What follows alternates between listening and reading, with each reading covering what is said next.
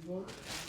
Greetings, my name is Clement Hanabe. I'm the Vice President of Operations and the Art Director at the museum here.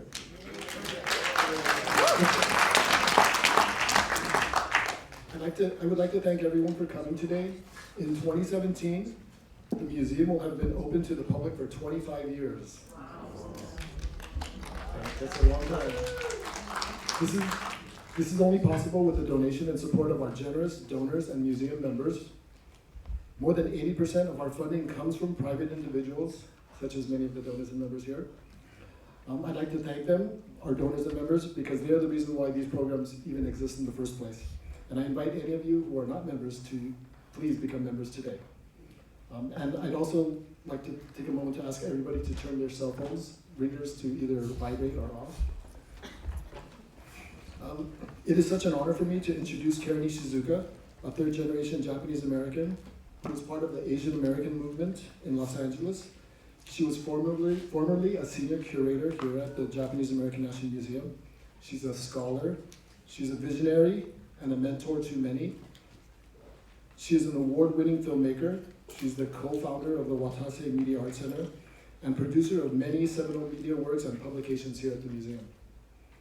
Her body of work reflects themes of both equality and excellence.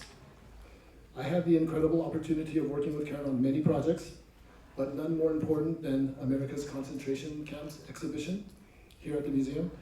As the lead curator on the project, Karen's focus was to empower the individual voices that were unknown up to that time. One of her most remarkable skills through the entire process was just to listen. She listened carefully, compassionately, and with a critical mindset to understand better the experiences of these former inmates. And then she worked diligently with our exhibition designers, Ralph Applebaum at the time, to provide a powerful platform for these voices to be heard, making their stories accessible, compelling, and relevant to a multi-generational audience, intersecting the past, the present, and the future. In typical JA fashion, Karen is quick to deflect credit and pass it on to those who worked with her. But the truth is, as a leader, her methodology of engagement was inspirational for all of us. Watching her interact with so many individuals who endured the camp experience, she illustrated the compassion and care for them and their stories. And as a result, everyone on that team wanted to make sure that our work would also reflect that same dedication, sensitivity, and care she gave to each and every one of those stories. Her book, Serve the People, Making Asian America in the Long Sixties, is her newest work that tells a story using first-person voices of the social and cultural movements that brought together many of our disparate communities into a more unified political identity. Please help me welcome Dr. Karen Ishizuka.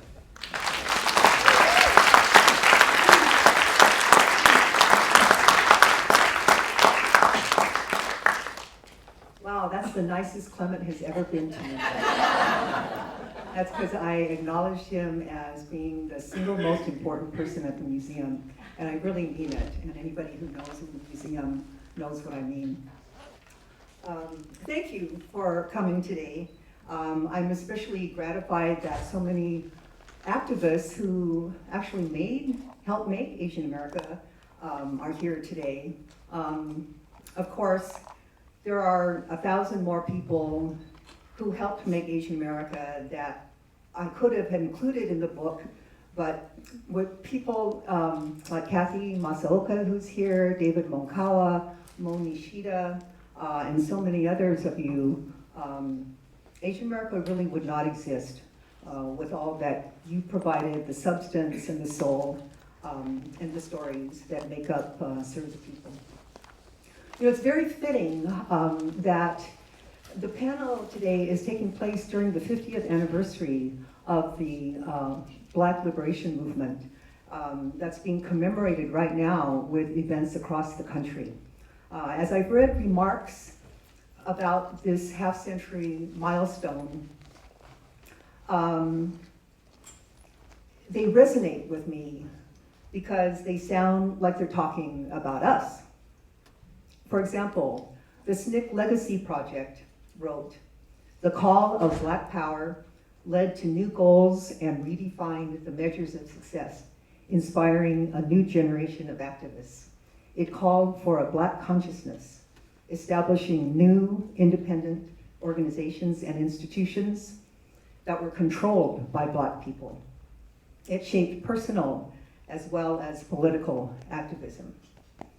And so in a very real way, they are speaking about us.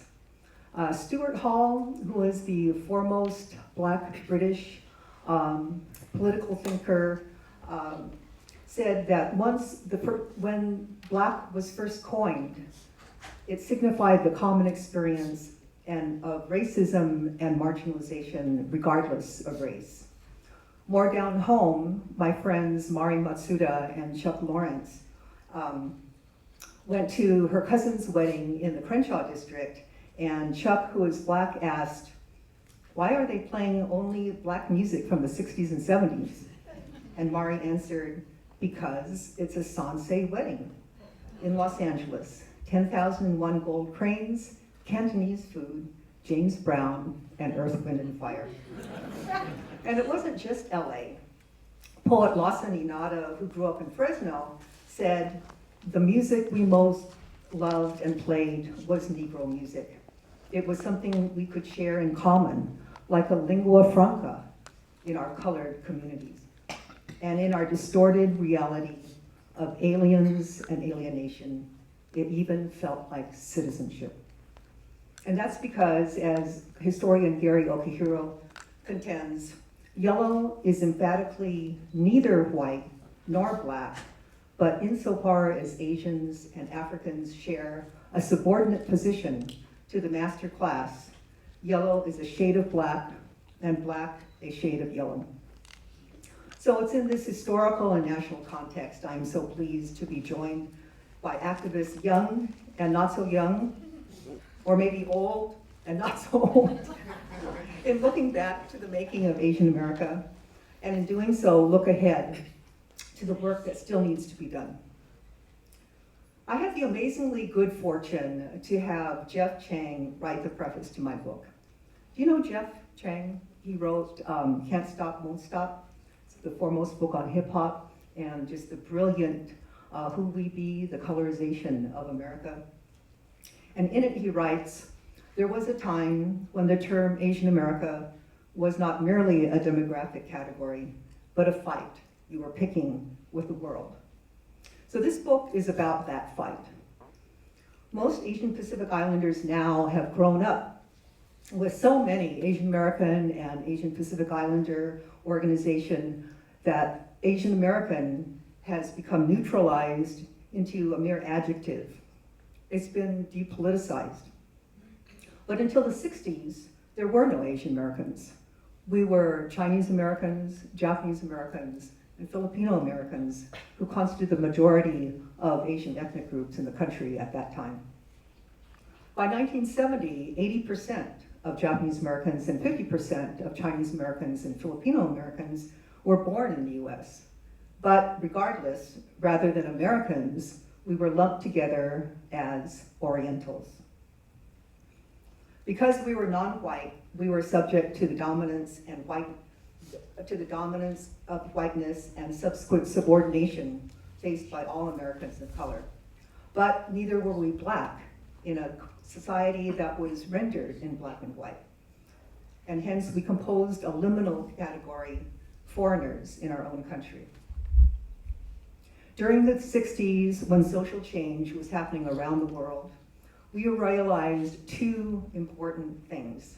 One, as separate Asian ethnic groups, we were overlooked and ignored. And two, assimilation not only didn't work, it was no longer the goal. So, pushed by the Vietnam War, a racist war against people who looked like us, and then pulled by the promise of a third world that called for self-determination rather than assimilation, Asians throughout the US came together to form a political identity of Asian Americans in order to be seen and heard. And with this new voice, we created a new world. It marked the end of our being sidelined as Orientals and the emergence of a homeland we called Asian America. Like the parable of the blind man, though, each describing the elephant differently depending on whether they were holding its long trunk or its thin tail or its broad side, there are conflicting memories, analyses, and conclusions about making Asian America. There is no single correct interpretation, just as there was no single correct political line, because, as the feminist Winnie Breens said of the New Left, no unified center could have represented the multiplicity and variety of perspectives and activities. So this book is about the fight, this new world we created, and it's told through stories of people who fought that good fight. Jeff Chang also wrote in the preface, in 1969, Asian America was about young people waking to their in-betweenness, between black and white, migrants and citizen, silence and screaming, and finding collective release in a mass upwelling of feeling. Sir the People is a history of what it felt like to live in those times. And so it's this sense of what it felt to live like in those times that I attempted to capture in the book. So every person I interviewed would maintain that the Asian American movement was greater than their part in it. But a movement doesn't make itself. And social movements are more than demonstrations and demands, political slogans, and ideologies. They begin with individual epiphanies, aha moments that turn up the volume, demanding to be heard. Therefore, I called on activists who were among the first to transform themselves and others from Orientals to Asian Americans. I talked with as many and as different kinds of people within the constraints of time and resources, about 120 over approximately 8 years. Some were movers and shakers, and others were grunts, the proletariat of the movement. All were makers of history. I asked them to share personal discoveries and experiences that led to their intervention as contributors to social change. Together, their discoveries, activism, and reflections are symbolic of our generation of political cohorts as a whole. So in this way, this book is more theirs than it is mine. The book, of course, doesn't tell the whole story. No one book or film or exhibit can. And one of the agendas that I had is to really encourage, inspire, or even provoke people to also put their stories down on paper. But it does tell some of the most amazing, awful, and wonderful stories from across the country I have ever heard. Like Helen Zia in Boston, who was called to stand trial by her African American and Asian American comrades who demanded she tell them whether or not she was a lesbian. Because homosexuality was a white bourgeois disease, and they could have nothing to do with her if she was. And B. Tam in San Francisco, who married fellow activist Harvey Dam. In between picketing at the Zhongsai garment workers strike, she ran out to buy a new dress before running to City Hall to get married, and then back to join the picket line, where she was teased by the strikers on the line because in her haste, she had bought a scab dress from Macy's, which they recognized as one they had sewn. I could go on and on, but I hope you read some of the other stories in the book.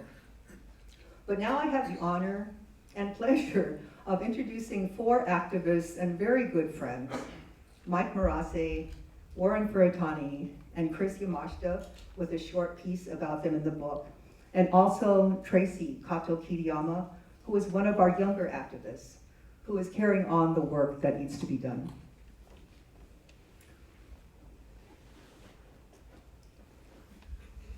So reading from the book, before Mike Murase immigrated to Los Angeles from Japan in 1956 at the age of 9, he had been given a book about Abraham Lincoln freeing the slaves. When he landed in San Francisco, he noticed that all the people in uniforms were white, and all the people who were hauling the cargo were black. And I said to myself, he said, I thought these people were freed. Not long after that, the black and white dichotomization of the US was made clear to Mike by means of his black and white television set. Since his family had settled in South Central LA, most of Mike's parents were black and Asian. Throughout that time, I thought white people were on television and black people populated real life. Mike is currently the director of service programs for the Little Tokyo Service Center and is a serial Facebook blogger and social justice entrepreneur. LTSC is one of the many organizations he founded. And in the early years, in 1968 and 69, Mike was instrumental in organizing the first Asian American Studies Center in the country at UCLA, and also the newspaper Ghidra, the monthly of the Asian American Experience, which was the first, foremost, and longest running Asian American newspaper. He's continued his activism nonstop from that time forward. But as I said, it's important to remember that although the terms Asian American and API are commonplace now, before the Asian American movement, they didn't exist. So Mike was there at the very beginning, the most revolutionary moment, creating while manifesting a new Asian American political consciousness. So I wanted Mike to begin because he can share what it was like to create something from nothing. Mike.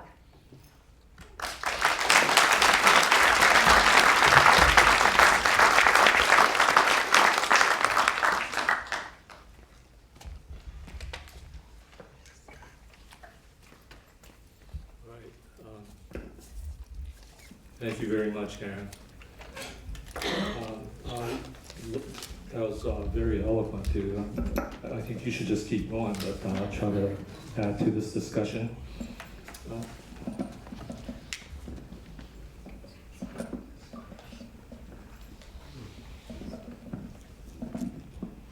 Okay.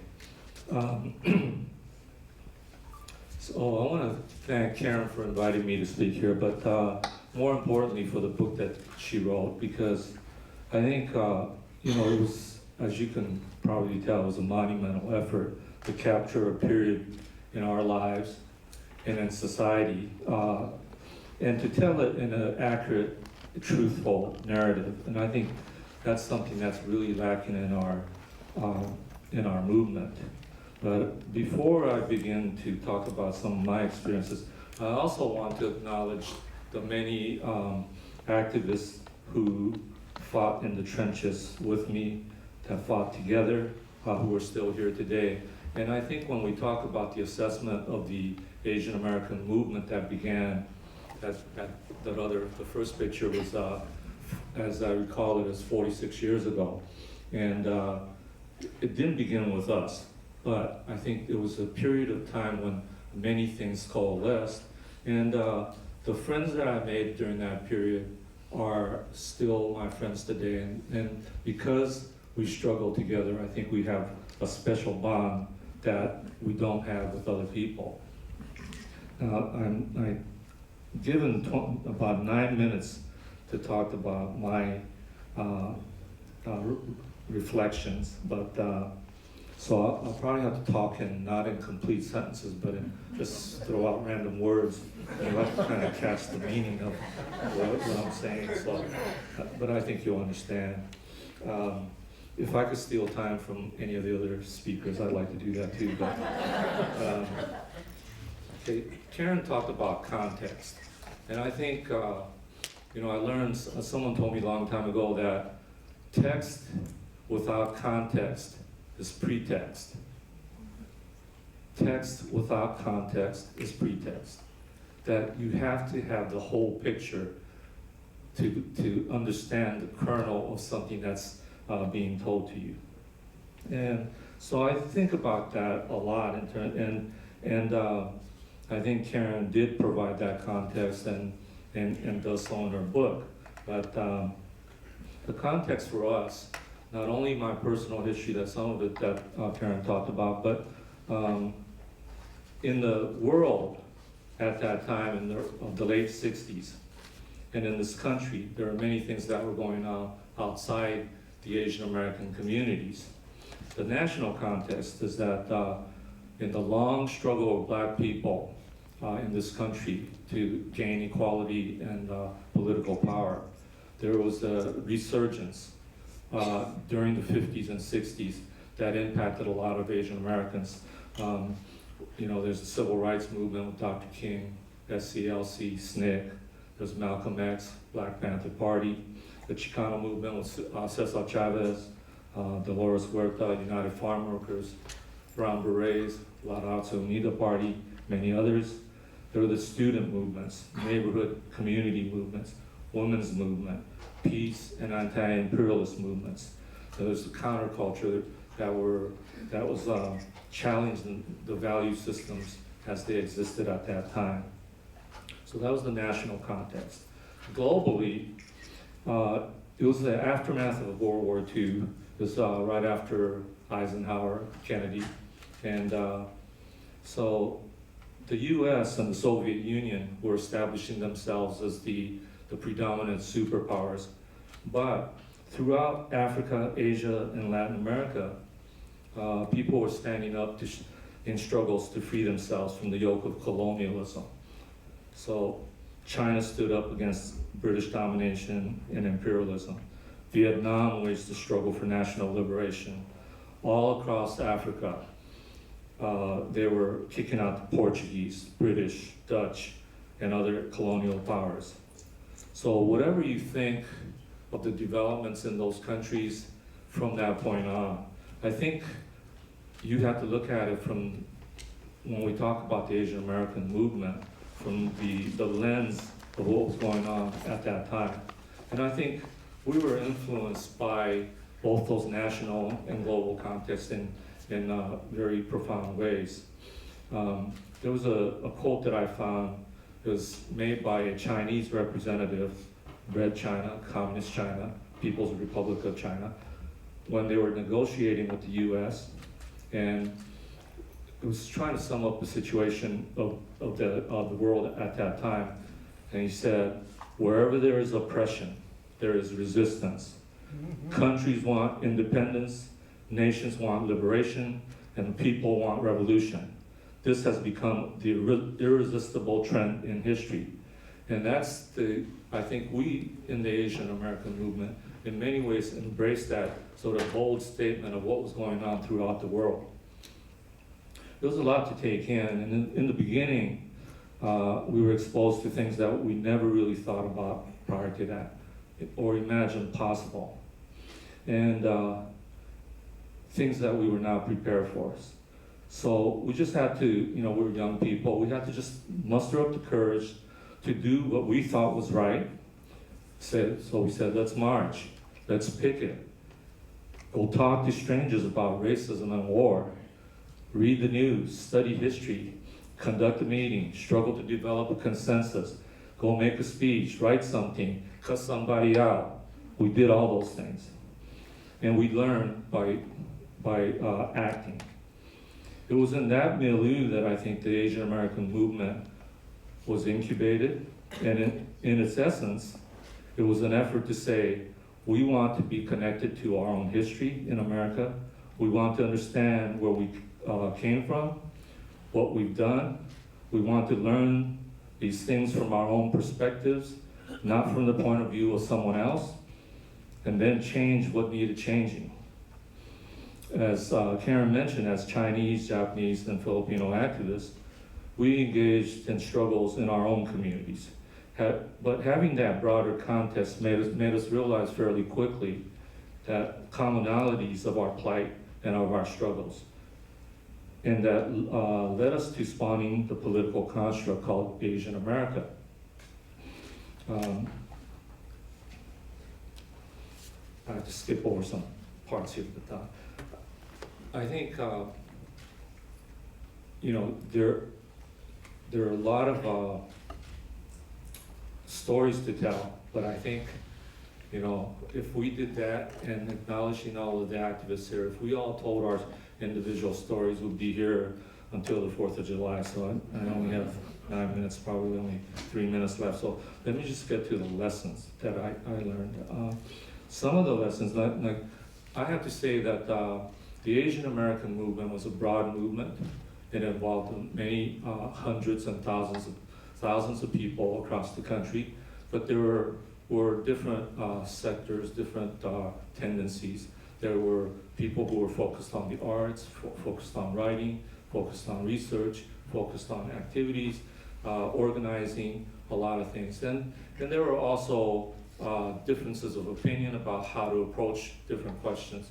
And so there were, I would say, even a political range from progressive. I think we thought of ourselves universally as like left of center, but there were progressives, and there were revolutionaries, reformists. So there was a range politically. I happen to embrace ideas that I think are considered left. Some people call it radical, revolutionary, but that is the sector of the Asian American movement that I worked with. So the first lesson was theory and practice. Okay. We were always skeptical about people who was all talk and no action. And we were critical of ourselves when we didn't act on our beliefs. In Marxist terms, people refer to the inseparability of theory and practice. It meant that when you think something ought to be done, you have to take part in it, try to contribute to it, sum it up, learn lessons from it, and move on. We couldn't do it just by sitting in the library. There was a lot of try and error, but we acted, and we tried to change and make things better.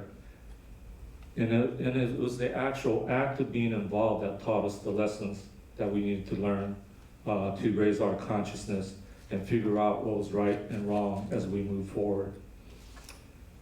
That's theory and practice. Another lesson that I learned was collective action and organization.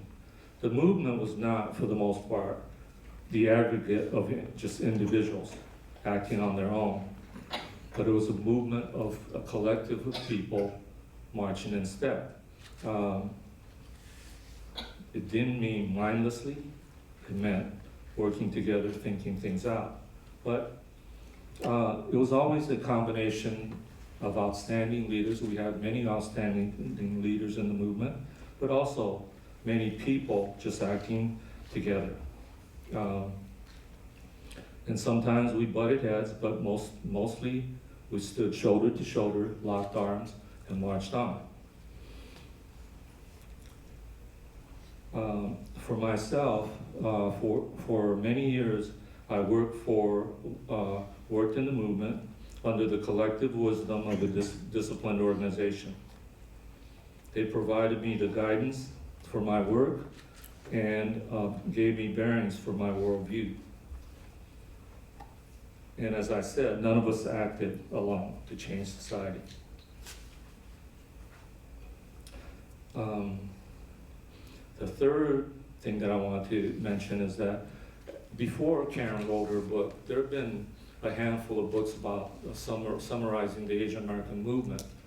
And I think many of us who took part in that movement are not quite satisfied or feel that they accurately represent the movement that we were part of.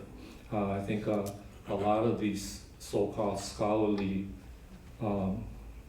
books and articles attempt to provide an analysis, but one which is tend to be negative and dismissive of the experience that we went through. And that argument goes something like this. This is not a direct quote, but it's something that I wrote that sort of represents that. Asian American movement started out being a good thing, but as different trends formed and coalesced into organizations, the differences among them became antagonistic, and sectarianism became the dominant force that destroyed the movement. Now, for many of you who did not participate in the movement, all of this might be kind of like over your heads or doesn't make sense to you or not relevant. But for many of us who did participate in the movement, I think this I won't say a polemic, but this discussion is deserving of more analysis, because I think for people to think that the movement somehow disappeared or died or went away, and to consider the Asian movement as a historic relic, I think is a wrong analysis. I think, in my mind anyway, there are the continuation of the Asian American movements from this 60s on through the 70s, 80s, 90s, and even to today. And I think we don't call it that. And maybe the earlier periods was more of a heyday of the movement, but I happen to believe that it's something that continues. And in terms of whether the influences in the movement, the sectarianism and other mistakes that were made, tend to characterize the Asian American movement as overall negative or a failure, I think is again like missing the point. I think when you look at the many contributions that were made, and I would again point to the many Asian American activists in this room that 46, 47 years later, we're still standing on our feet. We're still active in our communities in various things. I think that itself is a testament. Another is that there have been byproducts of the movement in creating values, work methods, aspirations for our community, and even institutions like the Asian American Studies Center, Visual Communications, NCRR, LTSC, and on and on and on. And I don't, pretend to think that only Asian American activists, contributed to the development of those things. But we think that as a collective, we had a great deal to do with it. So despite the sectarianism, amateurishness, and hundreds of other mistakes that we made, we do think that we changed minds and hearts in raising consciousness and improving people's lives in a material way. So if anyone says sectarianism was the main character of the movement, they're full of shit. That's a joke. I hope you got the joke. I do, but anyway. Today, many activists, young and old, are involved in important work, do community organizing, serving the people and all. But I want to say, as kind of as a final thing, a lot of people are involved in non-profit sector, volunteer-based organizations, in academia, in electoral work, and with very good intentions. Most of the people are very progressive, community-minded, movement-minded people. But I think it's a mistake to think that progressives can make fundamental change, revolutionary change, the kind of change that we need in this society through those sectors alone. I think those are very important institutions or sectors to participate in. I happen to be in 3 of those 4 sectors, but I think we also have to take the time to embrace the social justice agenda and policy, and take part in protest politics, to involve ourselves in movement politics, to really think about the continuation of sort of developing ideas about how do we bring about fundamental change in this society. And like this year, the election year, is kind of a scary year. And I think we have to be involved in the electoral process for sure. But also we have to be involved in many other aspects of social change. I said finally, but this is really finally.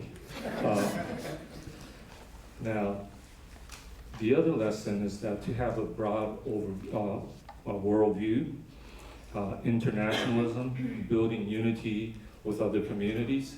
I think all of us kind of recognize that already, and so it might be preaching to the choir, but it is not enough to just say we have to be concerned about the Japanese American community, just to be concerned about Little Tokyo, just to be concerned about whatever goes on around us immediately, but to really build ties with within the Asian American communities, but also with Blacks, Latinos, women, LGBT communities, and in particular, for us to understand what's going on with the international situation, this idea that Muslims cannot come into this country, or that Mexicans will be walled out of this country. I mean, those are serious, things that we need to really embrace, and I think people do that. People who have roots in the Asian American movement has that.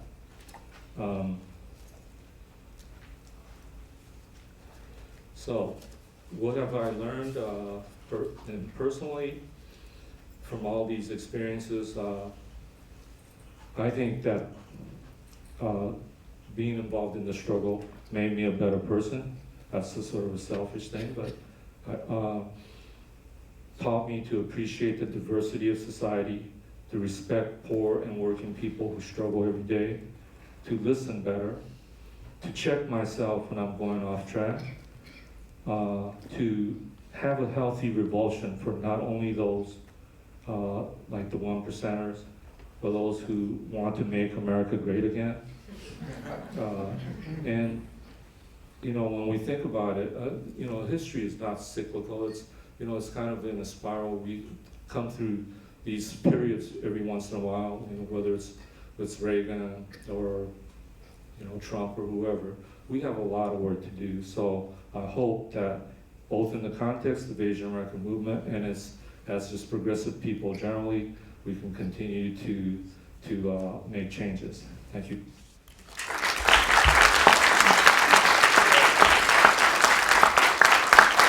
Thank you, Mark. Reading from the book again.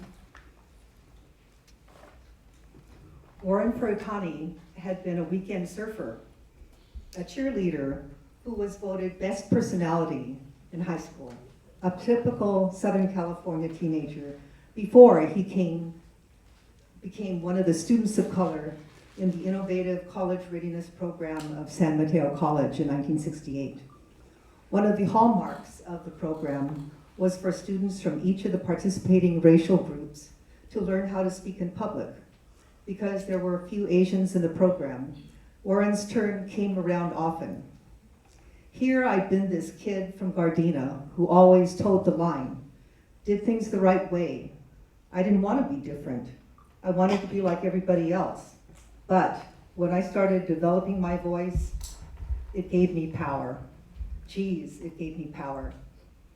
Now, Warren has parlayed his community activism into electoral politics recently, and I'm pleased to say is on the brink of becoming our next California state senator. He's currently in the top 2 for the runoff in November, so I hope we all go out and beat the bushes and get those extra votes that Warren needs, because we need him. We need good people in all places. And Warren is one of the few API progressives who have made the personal and economic sacrifices to represent us in public office. He has the opportunity to affect policy, but also to change stereotypes of Asians as quiet and acquiescent. So here's Warren taking Assemblyman Don Wagner out for his racist remarks on the floor of the Assembly in 2011. I remember when this came out, we were just all so proud of you, Warren. Warren was also one of the few who traveled outside their local geographic sphere of activism in the early days and got a feel for the spontaneous arisings that were happening around the nation. His unique vantage point gives us a feel for the national nature of the burgeoning Asian American movement. So Warren.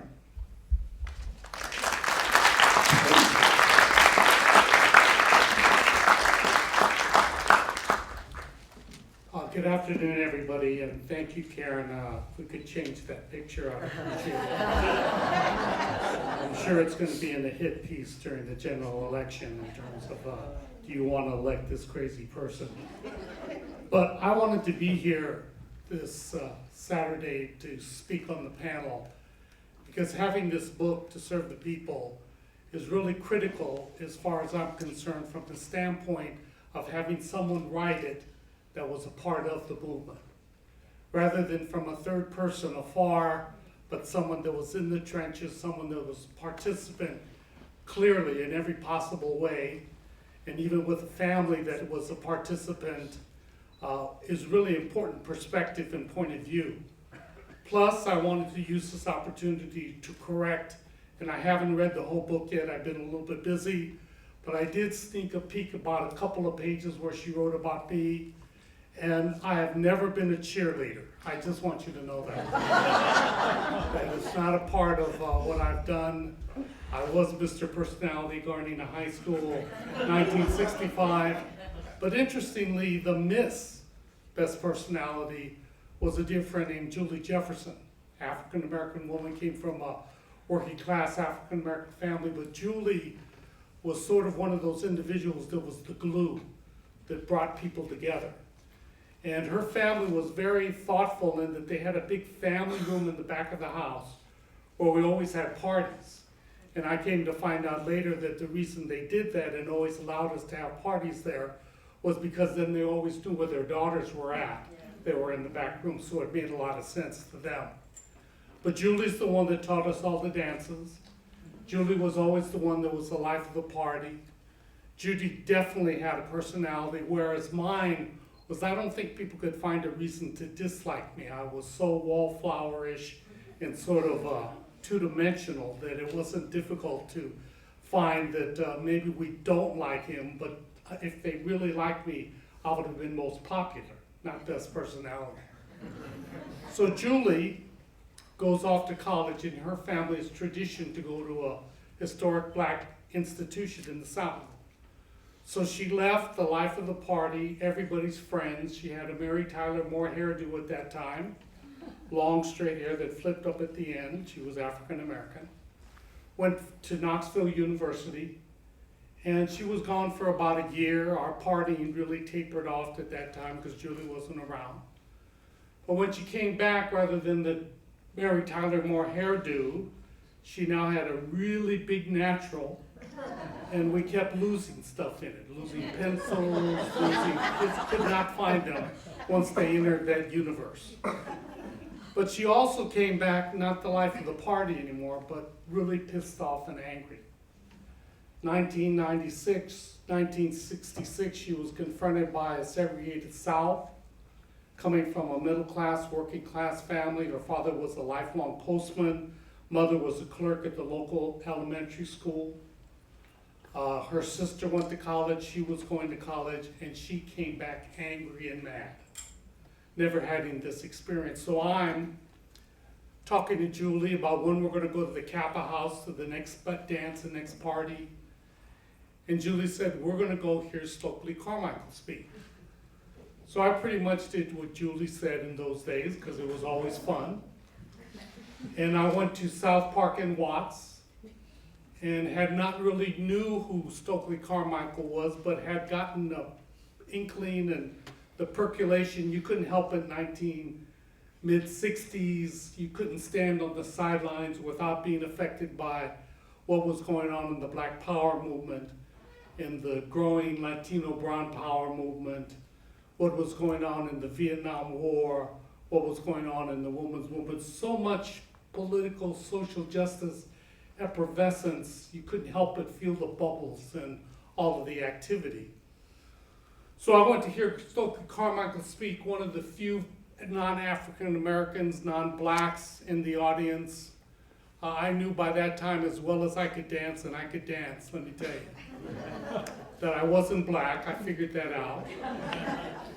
Wanted to be as much as possible, but I also wanted to be a surfer, and so I grew up in Gardena, so you were sort of split in a lot of different ways.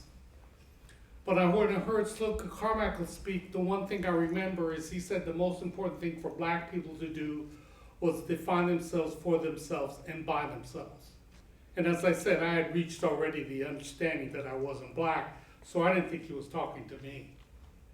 And then sometime after that, not too long after, I had this epiphany, this aha moment that Karen's talking about, that we all had. Where I said, wait a minute, if I take out black and I put in Oriental, it says exactly the same thing. And my brothers and I had learned pretty early that people had a hard time pronouncing our name. We didn't know why. You know, Japanese names are pretty easy because we put a vowel every other letter. So it's pretty easy. But every time you went to class, and I was not Warren for a long time, I was Tabo for most of my young life. It was the nickname I had because of Ta for Tadashi, the first syllable in Tadashi. And the affectionate term for a little boy was Bo, just like for a girl it was Chan. So I was always Tabo, even to my friends in the neighborhood that weren't Japanese American. But I figured out pretty quickly they're having a hard time with the last name. They weren't going to do real well with Tabo, so I then became Warren in kindergarten. But you learn other things pretty quickly relative to how different you are the first day you bring an onigiri to school for lunch. So this became a part of my experience, and my brothers and I knew that when we went to Disneyland, you didn't hang a camera around your neck and walk around. And all of these other assumptions that we dealt with, prejudices, preconceived ideas, profiling. Why do I have to take physics? I was terrible in math, but I was Japanese American at Gardena High School, so I took physics. I knew pretty quickly about the tracking system. If I got into class and Jane Yoshimoto was in the class, I knew I was screwed. If I got into class and Larry Fuller was there, I not only knew that I was in a class that I could handle academically, but I also knew that Larry always sat in front of me because we always sat alphabetically. So there was universal truths that were developing in my understanding of the world. But then I got to this point of being tired of these assumptions that people had about me, and the sort of rebellious feeling of wanting to chart my own path. And in that, I realized that that concept that Stokely Carmichael spoke about was not a black or African American concept. It was a human concept. And it was applicable across the board. And so I started to apply it. I started to redefine myself for myself and by myself. And in that context, I stumbled around ignorantly for the longest time. But in my ramblings, I started to run into other people. Other people like Monishita. When I came to Los Angeles, I had gone to school in this college readiness program. This was pre-San Francisco State strike and pre-Third World strike at Berkeley. And we had a big rally because our program funding was cut. We brought in all these non-traditional students to College of San Mateo to get a college education. They cut our funding. We started to have demonstrations. As was said by Karen, my turn to speak came up a lot because there wasn't that many kids who were Asian American. We had Chinese kids from San Francisco Chinatown. We had African Americans from the Fillmore and also East Palo Alto. We had Latinos from the Mission District and Redwood City. We had American Indians from a local reservation down the peninsula. We had white working class kids. My turn kept coming up to speak. And Bob Hoover, the director of the program, demanded that we always had a black, Latino, white, American Indian, and Asian woman. We all spoke. And what started happening is I started to get a voice. It was based upon being angry and being pissed off and realizing that certain realities existed that I then could impact. So I started using concept about talking about the onigiri and what that meant to me and the way the broader community accepted it. because a key part of our understanding was understanding our identity, who we were. And if you want to understand who you were, you go to two places to find that out. One, you go to history books. You want to know your history, the genesis of your life, your community, your story. No history books. So where do you go then? You go to live history. My parents didn't want to talk about it that much, although my dad was real different. He was a sensei. He always promoted to my brothers and I, be different. Don't be afraid to be different. We all wanted to be like everybody else. We wanted the same, just to give you a small example, I wanted a basketball for Christmas. So he bought me a yellow basketball. Who in the hell has a yellow basketball? Don't be afraid to be different. And in that context, we started then empowering ourselves and stumbling around. I started, and it was interesting to me to run into people that you had no connection with that were going through the very same thing you were going through. You mean you felt like this? Yeah, me too. And then you start finding out it's not just individuals you're running into groups of people. And then fortunately, as I became more involved in the community after being arrested for inciting to riot at the College of San Mateo, I got invited to speak at this Are You Yellow conference at UC Berkeley. That's where I think I met Mo and several of you others. And I got invited to speak because I've been the one arrested for inciting to riot. That was my only credential. But I had been giving voice to my anger, to contradictions, to why is it this way when it should be that way. And then for Japanese Americans, the big touchstone in our history is the camp. And when you talked about camps and the hushed overtones that always took place when families got together, or even when strangers first met and they wanted to find out some reference point, suddenly, maybe not for the first question after where you work, what kind of car you drive, is were you in camp? And then what camp you were in, was it the same as the other group that we were talking with? Or did you know so-and-so in that camp? And although this context was always there, as Mike was talking about context, it still didn't provide any real depth of understanding until those of us that were born after camp started asking questions that really weren't welcomed by the Japanese American community. But if you can't find a history book, you go to those that lived the history to find out the story. And that's why ethnic studies became so important. Because ethnic studies was the manifestation of taking these live, living words, ideas, stories, and putting them into a context where people have access to it beyond just sharing it over a dinner. That it would be institutionalized, it would be a part of this education system. And then as we did this, as Mike was saying relative to context, another undeniable context, because it was on television every night, was the Vietnam War. And you look at these people that were fighting for or against, but you were looking at the victims of this war, and you notice that they looked like Obacha.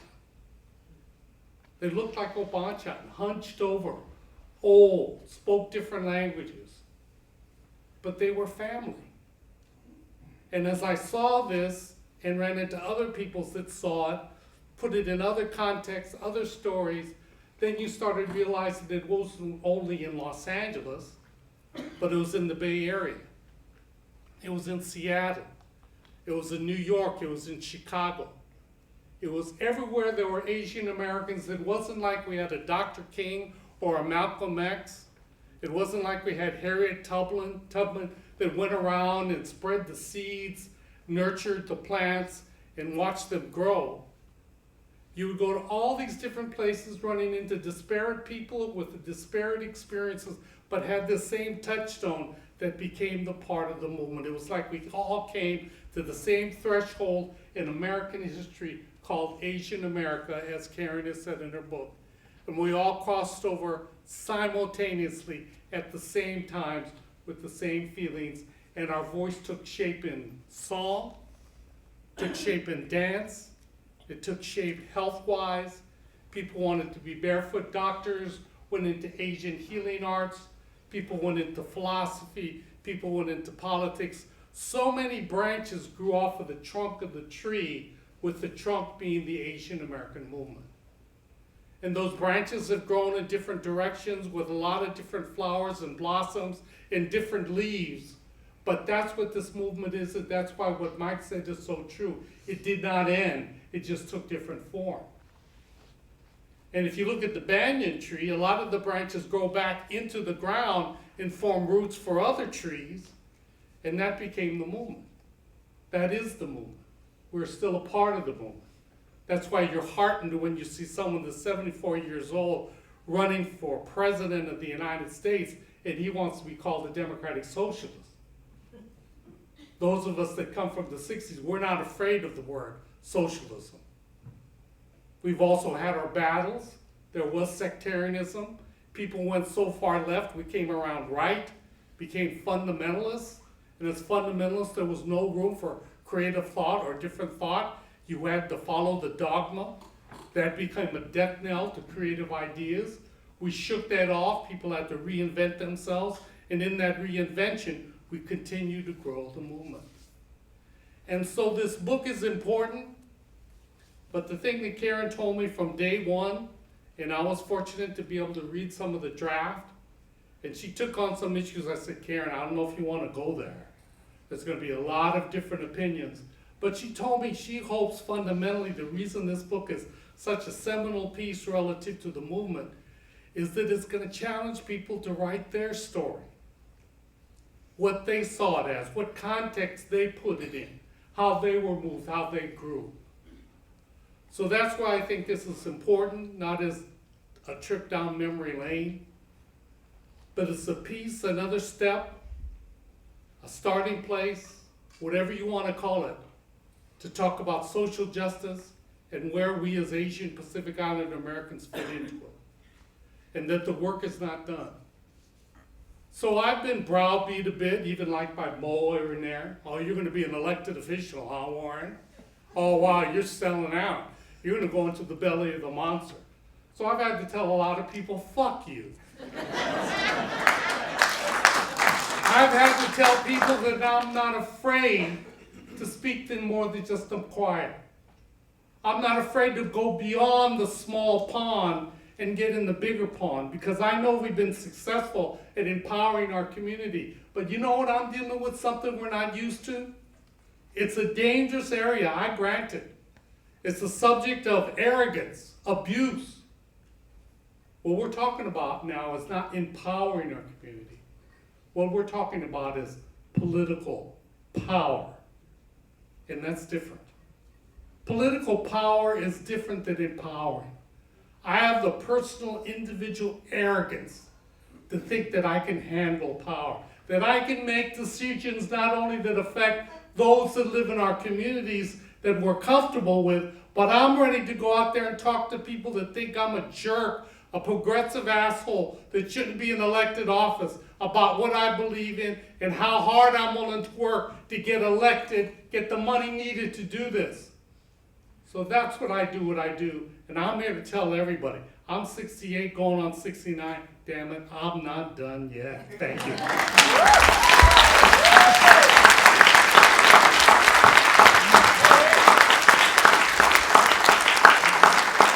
Need a photo?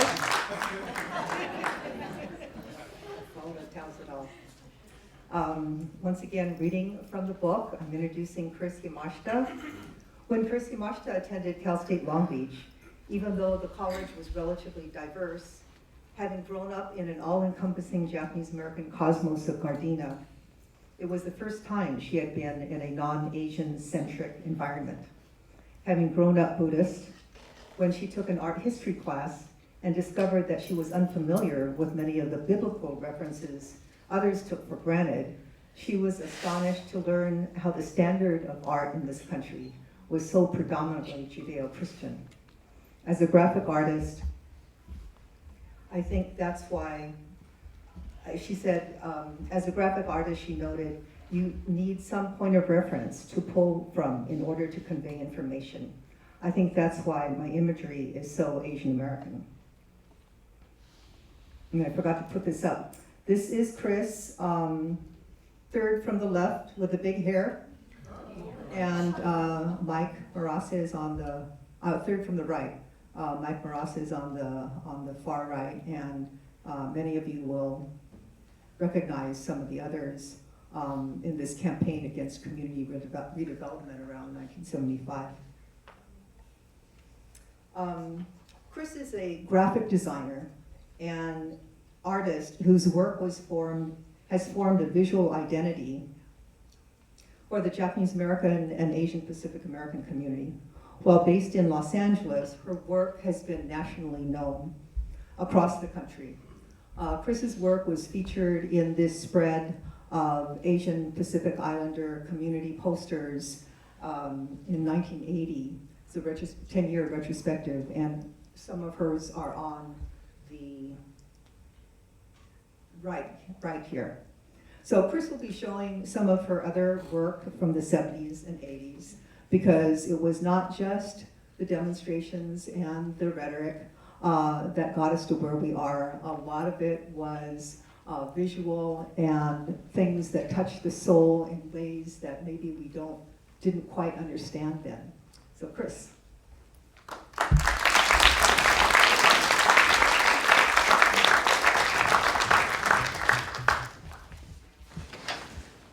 Thank you very much, Karen. I hope I do you good.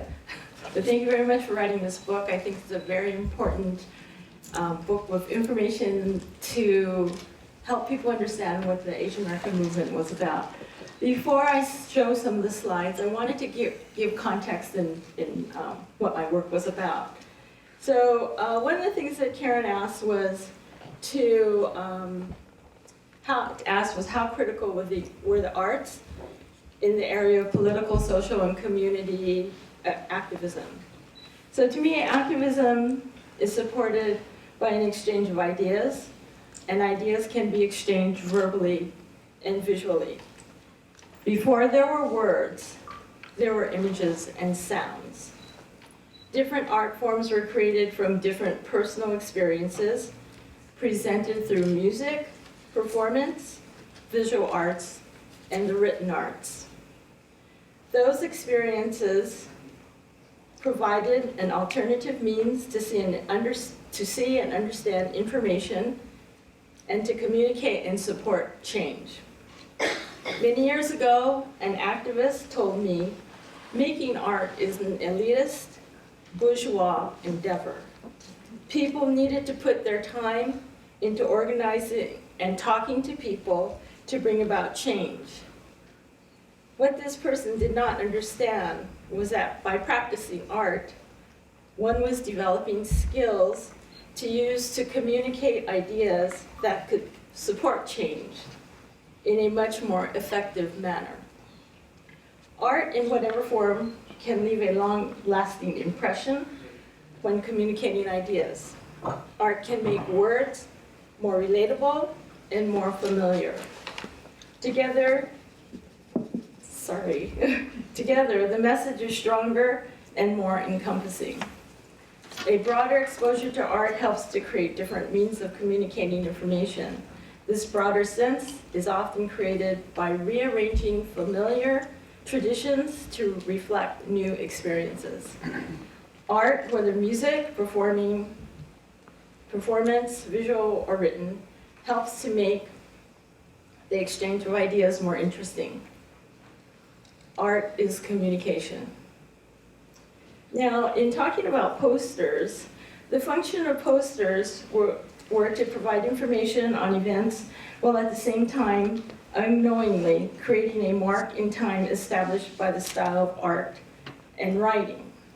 The responsibility of the poster artist is to make information immediately accessible.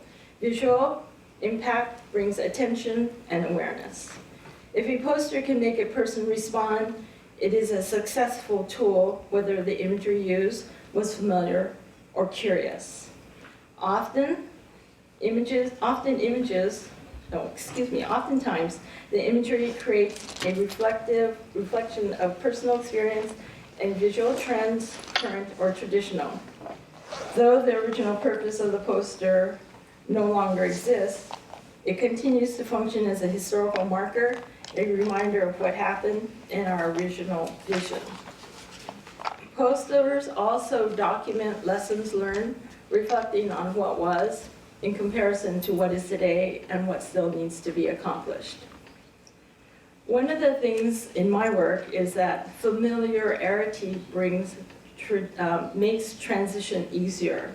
When we talk about transition, we're talking about change. I grew up in a Japanese American Buddhist environment, not able to clearly define or distinguish what was culturally Japanese and what was Buddhist.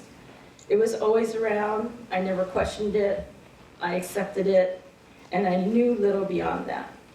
And I continue to explore this environment to the point of rearranging things to reflect my experiences. This environment helped me develop my aesthetic and visual icons, which are used in my work.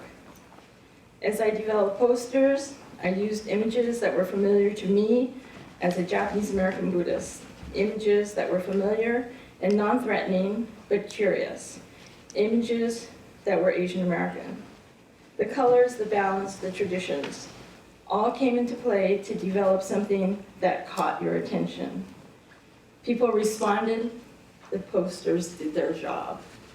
So I would like to share with you some of the posters that I created from the 70s into the late 80s, and I hope I can do this right. So,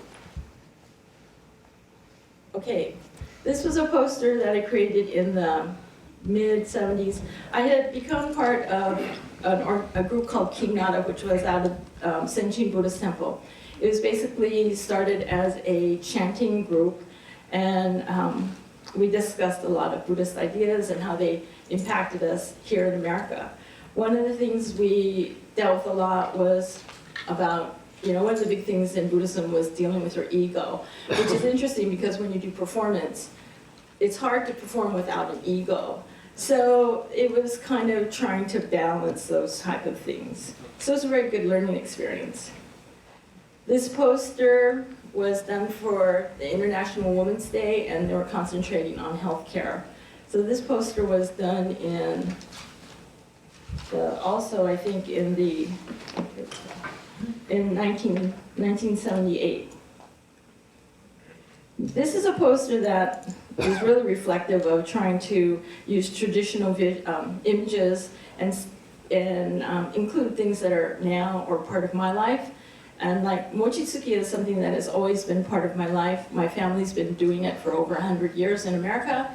And I can't even imagine life without mochitsuki. So this is the second or third poster that was developed for the Little Tokyo Community Mochitsuki, which was created to bring people together. Mochitsuki has always been kind of an event for my family as a reunion, and for the community it brought people together to work together, to talk story, and to understand what the situation in the community was. This was a poster for Hitohata, which was the first Asian American film created and produced by Asian Americans. It was a very monumental endeavor by Visual Communications and had the support of the entire community, and I bet half the people in this room were in this movie. In 1983, I was commissioned by the Women's Building to create a poster in a series that they had called Private Conversations, Public Places. Immediately, I thought of Executive Order 9066 when Japanese Americans were taken away to camp. Part of it was to place your piece in a public place. So I placed it on the corner of First and San Pedro Street. And every day I walked there to see if it was there. Finally, on the third day, someone had taken it down. But once I created this poster, and what I did is I gave many of them to NCRR for fundraising purposes. I hope you guys made some money. This is another important holiday in my life, Oshogatsu. I can't imagine starting the new year without Oshogatsu. This poster was created for JCCC for their Oshogatsu celebration. And once again, uses icons that represent Oshogatsu, Shochikubai, which are mostly good luck icons, and presenting them in sort of a different manner, but sort of familiar, and announcing their programming. In 1988, the Mark Taper Forum did a play called Sansei, which was basically about Hiroshima and the individual members and their history. So it became a very big challenge in the sense of creating something that would represent what they did, what their past was, where their music came from, and the common history that we also all shared with them. This poster was done around 1988, and it's Senshin's Obon poster. Up until this point, all Obon posters look the same. And I was thinking, okay, let's do something a little bit different. And this is, really addressing the whole thing about from one's experience, taking tradition from one's experience. Like, for example, the striped lines in the back are a maku, which are usually put out during celebrations and things. But yet, here's this guy dancing in kind of more a yukata summer garment, wearing tennis shoes. Like that's what we do in America. They might do it in Japan now, but I mean the way the imagery is treated and just having fun with it, and it was different from everybody else's Obon poster. And this final piece was for NCRR for their Day of Remembrance. Day of Remembrance was to me, very important. It was a very important thing to remember what had happened and to continue to learn from what had happened. And I just wanted it to be very stark and in your face. So I've continued to do posters, and things have changed as my life has changed, as I've changed jobs and as I've grown. But posters as art and communication. Thank you.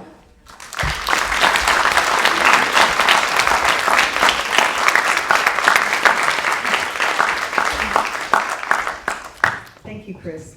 I was telling Qris it's wonderful to see her work in a sequence like this, because it really made me appreciate and remember all the times that when I first saw it and how much that it encapsulated some of the things that we were doing. So it acts as just a real visual memory as well as inspiration in going forward. So to bring us on home is Traci Kato-Kiriyama, who I'm proud to say is a fellow angry Asian reader of the week. This is Traci with her eyelashes. Traci's not old enough to have been in the book and have me read some revealing story about her, but I'm sure there are a lot of revealing stories. She was my intern when I was working here at Janum. Traci is a multidisciplinary artist, writer, author, arts educator, and community organizer. She's a favorite MC for community events and started the Tuesday Night Cafe, a free public arts and performance space, which has been named Best Mic in both the USA Today and the LA Weekly. Traci is representative of a vibrant younger generation of artist activists.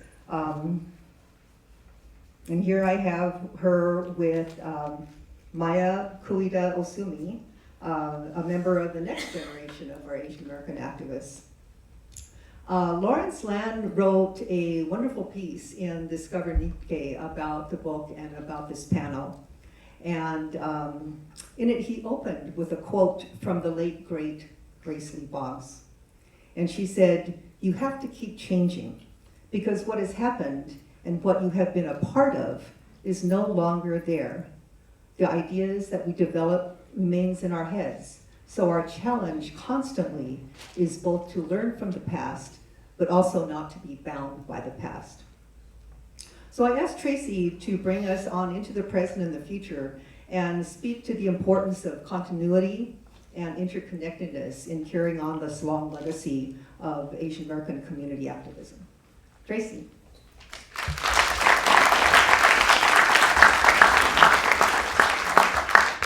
I'll set my timer.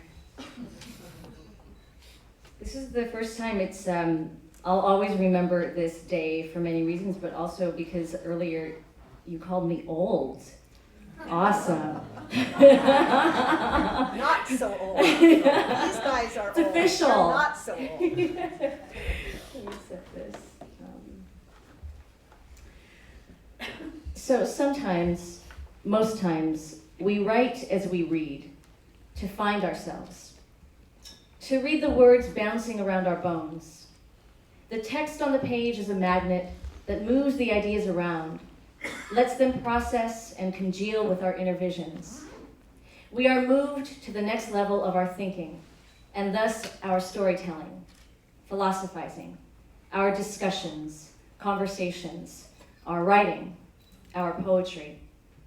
As Freire challenges the one-way deposit of knowledge, reading something like Serve the People is a purposeful collaboration between known and unknown, between personal experience and contextual linkage, between the words bouncing around our bones and the articulations that are allowed and guided to the surface of our lips. So, thank you so much, Karen. It's an honor to share this space as a very, very teeny part of a much larger whole of many younger activists and artist organizers. And I have the fondest memories of this space because of being your intern and then your staff to work on America's concentration camps 20 years ago, over 20 years ago. CURO. Yes. Yeah, I can wear it, it's cool. When I turned 40, my friend was like, "You're middle-aged now." I was like, "No, my Bachan lived to 102. So come back to me when I'm 51, then you can start calling me middle-aged. Until then, I've coined the term post-youth, right? Right. But you, in the process of working with you and all the people that you introduced me to through your work, through your words, through the actual people that came in the doors, you affected my language. My vocabulary became transformed and continues to transform because of you, and so many of the folks in this room. And I feel like this book is obviously it's the product of a lot of time and countless hours of questions and interviews and discussions and amazing experiences that you have. And I think that this book is also a product of self-determination. And in hearing Mike and Warren and Chris talk, I was thinking how much I appreciate how we are all using the word context so much, and collectivity and interconnectedness. And I was thinking about the things that I was raised on, and how I was raised on TV. I was raised on fewer channels, at a time. I was raised on all of us watching Roots and then talking about it the next day. It was different from how it is now, and I was thinking about how I also grew up on all of you. You're such a part of my education as well. And since this is a book release party, I like readings, you get to hear parts of the book. So that's how I thought I would spend most of my time today, is to read different parts of the book. I'm so excited to get into all of the rest of it, and these are just a few smatterings of the things that bounced out to me. So I wanted to read from the introduction on page 3. If you have your book, you can open it with me. And I'll just read from this part. Spurred by the Black Liberation Movement and anti-colonial struggles around the world, we claimed our place in the United States as Americans of color and strengthened the multi-ethnic scaffold of U.S. history and identity. This newfound consciousness and activism led to a political awakening that overhauled how Asians in the United States were viewed, and more importantly, how we viewed ourselves. Against the backdrop of the Vietnam War and the revelation of the Third World, the concept of Asian American was formed as a political identity developed out of the oppositional consciousness of the Long Sixties in order to be seen and heard. And I was thinking a lot about, through this book, what my takeaways are, to think constantly about context and the legacy of intersectionality, and also centering education and understanding of our linkage to struggle through the relationship with other communities. And I think to talk about our relationship as Asian Americans and the formation of that identity in our politics, when we're talking about the Asian American community or movement or activism or engagement in any way, to remember its roots in linkage directly to the Black liberation movement, especially in this day and age, when we are trying to reach further into our own community, in the Japanese American community, to remind ourselves of like our legacy and thus the work that we have to do beyond our own community. As I was also looking through this, I went directly to the index too, and I was trying to look for some of the questions that I've asked with many of my mentors about, so during the movement, so, you know, what was it like for queer folks? You know, so I'm looking at like lesbian, gay, or homophobia. And I love that you read a little bit, and I would like to read just a little bit more from page 198. Writer Helen Zia, who at the time had not come out to herself as a lesbian, was in essence tried before a court of her comrades. The official position of almost all the Marxist-Leninist Maoist groups was totally anti-gay. At meetings, they would say, homosexuality is a disease. It's a disease of decadent bourgeois society and harmful to the working class. It would be really vile, just as bad as the Catholic or Mormon church. I mean, really. It was the same kind of homophobic, closed-minded vitriol, but it would be masked in all this scientific Marxism, Leninism, Mao Zedong language. One day, Helen was called to a meeting of the study group she was a part of in Boston, consisting of African and Asian Americans. Since there were meetings all the time, she thought nothing of it until she got there. But when she arrived, everybody was sitting in a semicircle. Helen was then seated in front of them.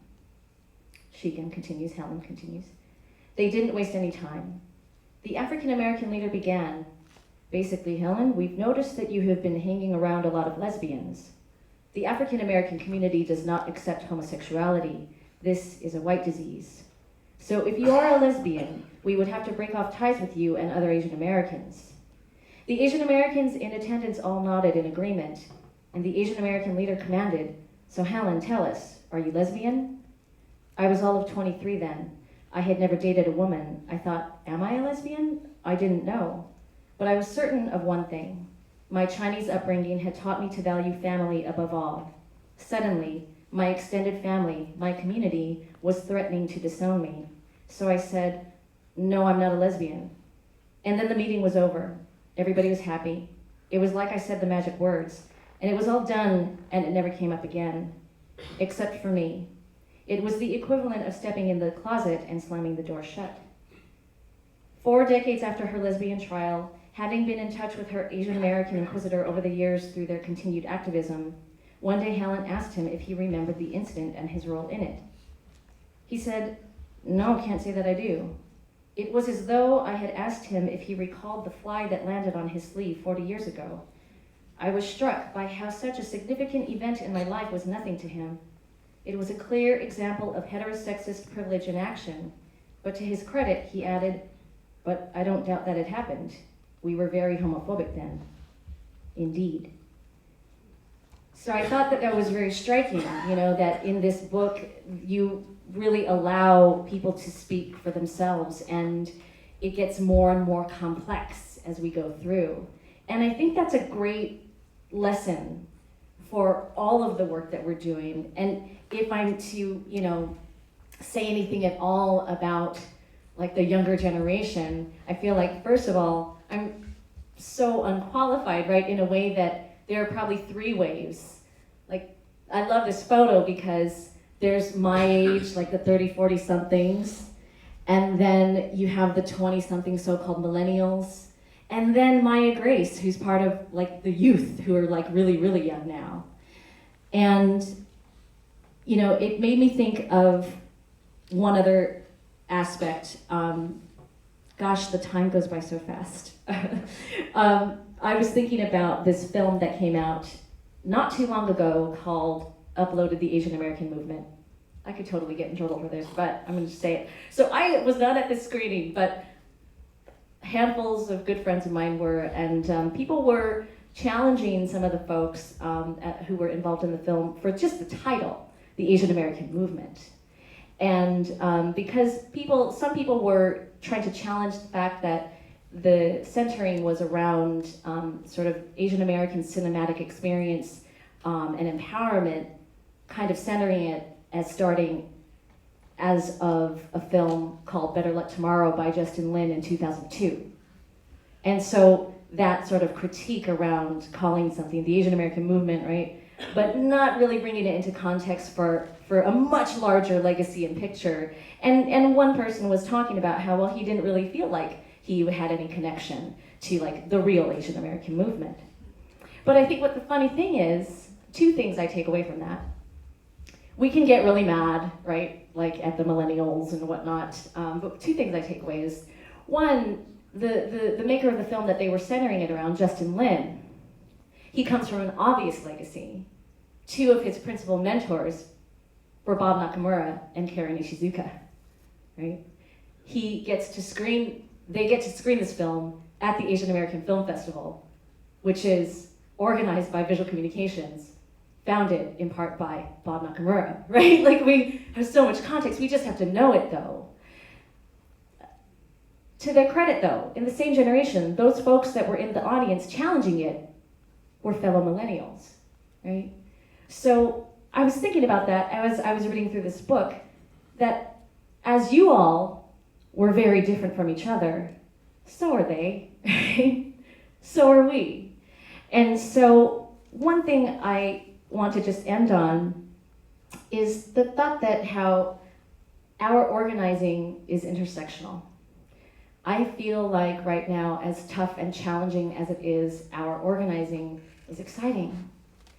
I was just a part of the iftar on Thursday night that was organized by members of NCRR, JACL, and CARE, the Council on American Islamic Relations.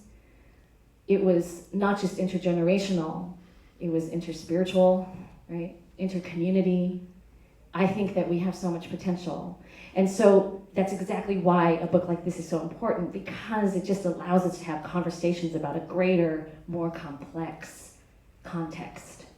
So I say thank you so much for that. And all the folks here who have children, grandchildren, great-grandchildren, buy this book for them, right? The greater context. Because I can't do my organizing without you. I can't do my organizing without folks like Maya Grace. I won't do my organizing without folks like Maya Grace. I won't do my organizing without folks like you. So thank you so much. Thank you.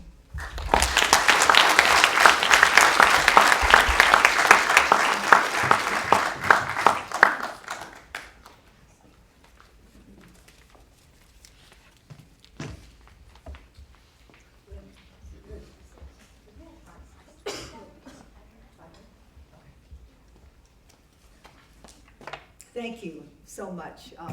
This has been such a treat for me, speaking in the hometown with such old and good friends. You know, like so many said, there's so many stories and we can go on and on. But Liz tells me we have at least 5 minutes for questions, answers, comments, and Liz will go around with the microphone. So please use it. Hi, I was really pleased with today. I learned so much. One of the questions I have is about Dalit Singh Song and Asian Indians. I haven't seen your book yet. I really can't wait to read it. But did you include anything about him in your book? And did that affect the Asian American movement at all? Yeah, excuse me, I forgot to ask Can you guys come up?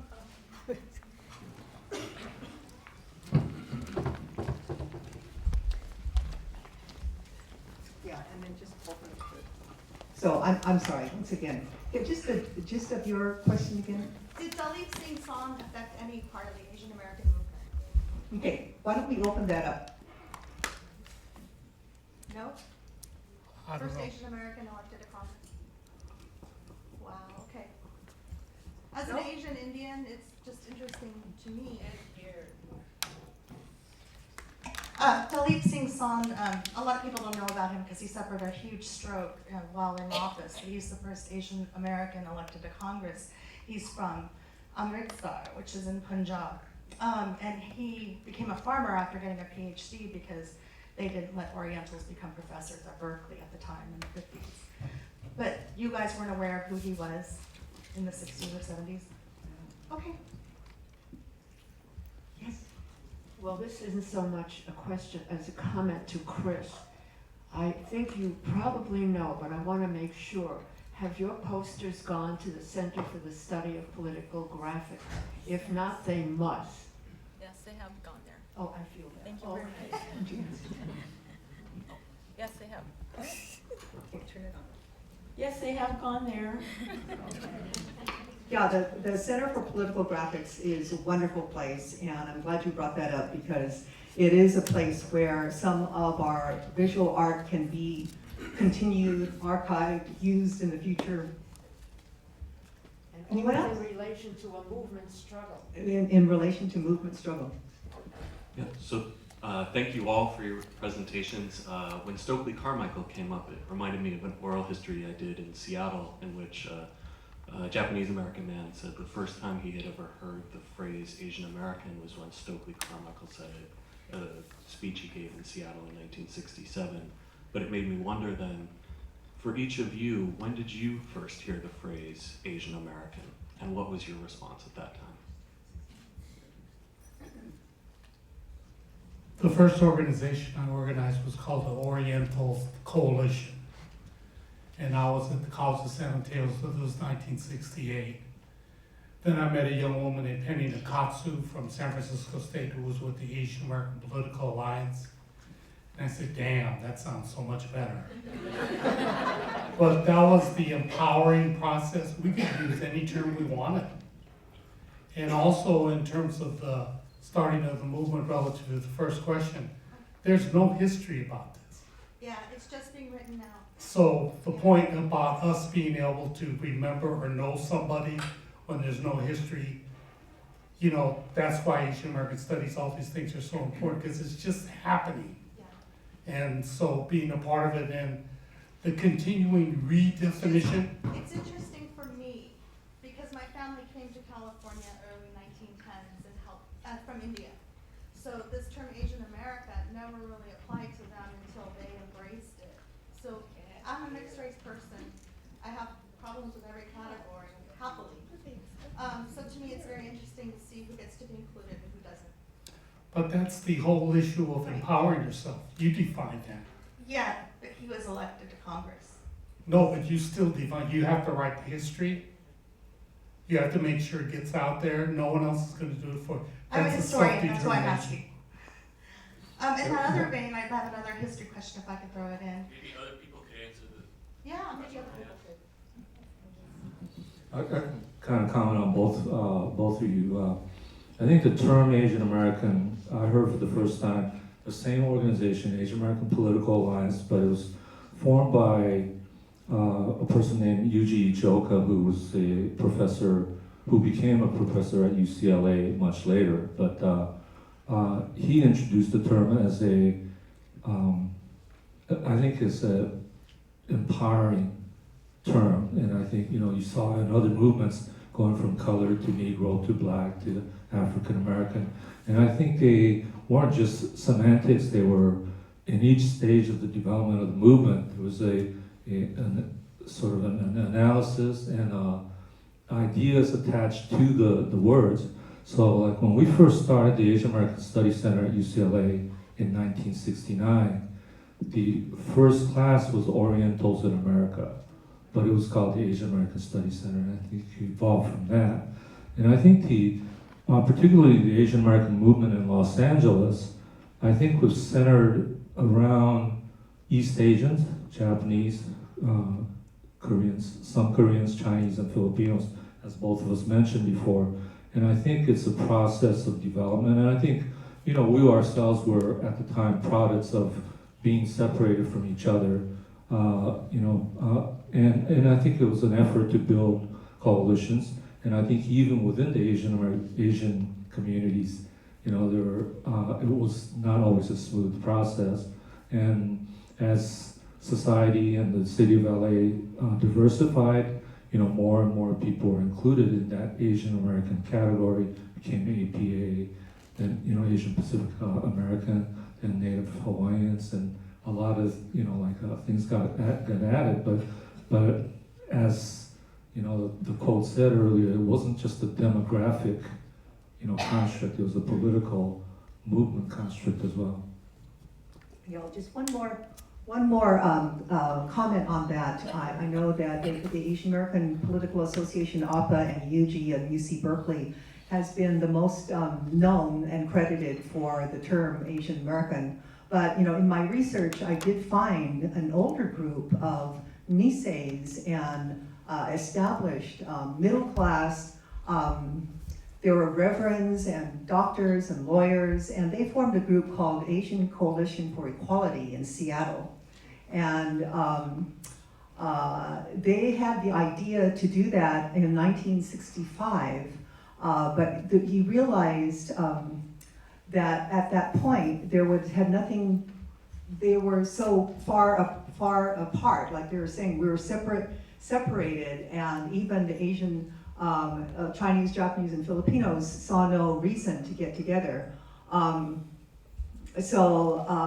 They worked for 2 years in discussing things just to each other, and then finally came together to form Asian Coalition for Equality. But it was just about the same time that UG and the APA had formed Asian American that they had discussed what they were going to call themselves. And they did not want the term Oriental. And so it went around and around, and they came up independently with the term Asian American. So at that point, they had not known of UG or the groups in San Francisco or anything else that was going on. And like Warren said, it was just really sort of a spontaneous arising, and all of us stepping over the threshold at the same time. So I always want to credit ACE, which was very much like the New York group that was made up of older people. So it's not just a youth organization. Aiko Herzig Yoshinaga was a member of the New York group, and I think it took all of us to come together and make something bigger than ourselves. Can I just say, can I say something? I mean, I totally appreciate the question, because I think it's kind of why I have a love-hate relationship with any kind of identifier. And there's a newer term, AANHPI, Asian American, Native Hawaiian, Pacific Islander. And I've talked with people who directly said oh God, he's getting so complicated. But I'm it should be. We should be always a little bit uncomfortable, right? Because we should always be asking, well, who is determining that? And at the same time, it's I try to check myself and others on the use of the word everyone. Everyone's saying this now. It's well, no, in your few sectors, cohorts, and college students.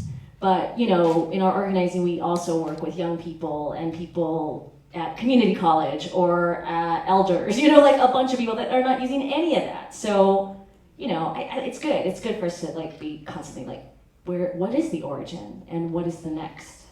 It was really complicated when we were trying to figure out what color beret to wear.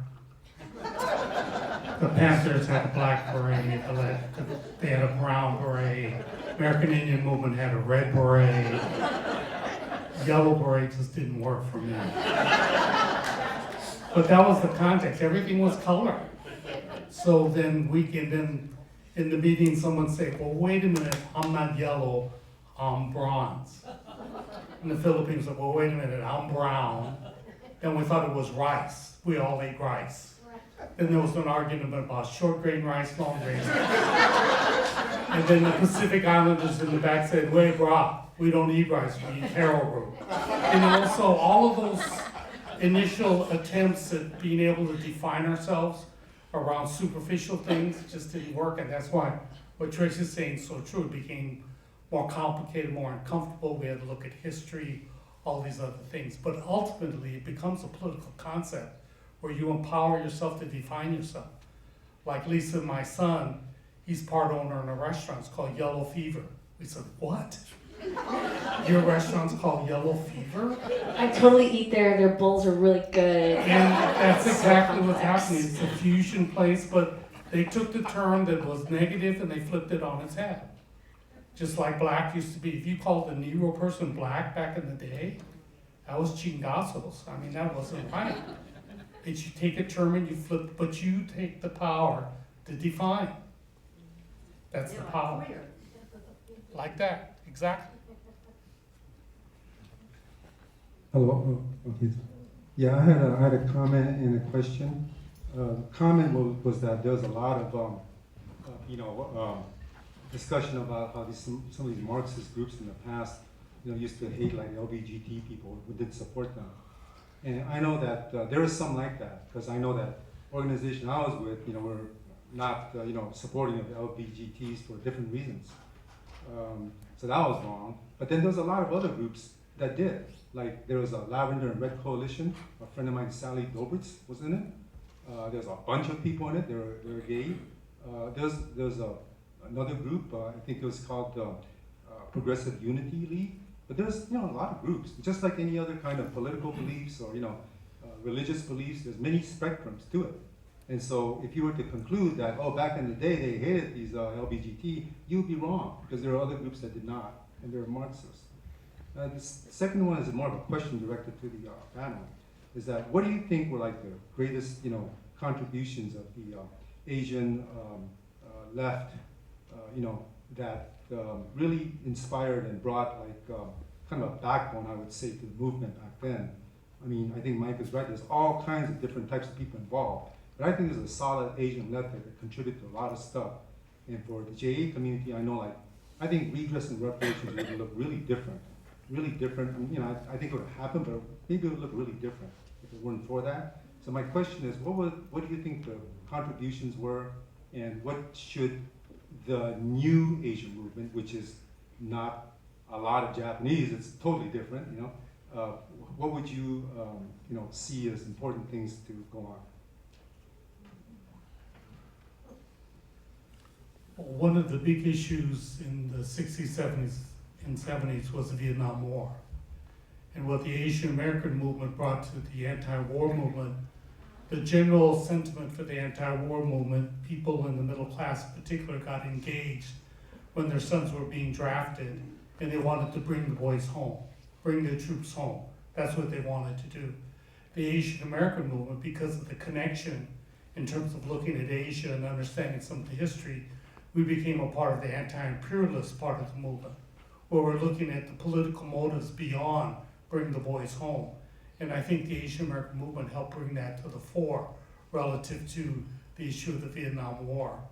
Also in terms of this identity movement and a lot of other things, this whole approach to looking at different ideas, it was an interesting dilemma, at least I felt. I mean, you looked at Chairman Mao out of China before the Gang of Five and the Cultural Revolution, and you couldn't help but look at Ho Chi Minh, you couldn't help but look at Chairman Mao if you're looking at progressive politics in the context that Mike mentioned around anti-colonialism and the war. Patrice Lumumba, Che Guevara, Fidel Castro, all of this movement that was going on. But the dilemma was that with Chairman Mao, he was talking about United Front, he was talking about let 1,000 flowers bloom, all of these different ideas relative to revolution. Then the Cultural Revolution took place, and then it became a lot more fundamentalist. So just a lot of different reference points. I think the point that Mike made was so key about context. This was all a context. The movement was not in a vacuum. It was in a political context. And as that political context evolved and morphed and changed, so did we. And I think that's the strength. That's the strength of any movement, is change. If you can't change, you don't have a movement.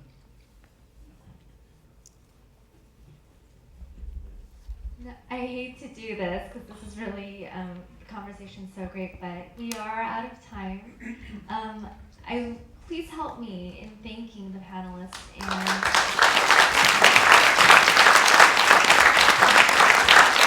thank you so much for sharing your knowledge with us and for sharing congratulations on your book. Karen and the panelists will be available after this panel. They'll be just right outside in the lobby if you want to stick around and have any further questions or just want to talk with them. But we thank you for coming to this program and have a great afternoon.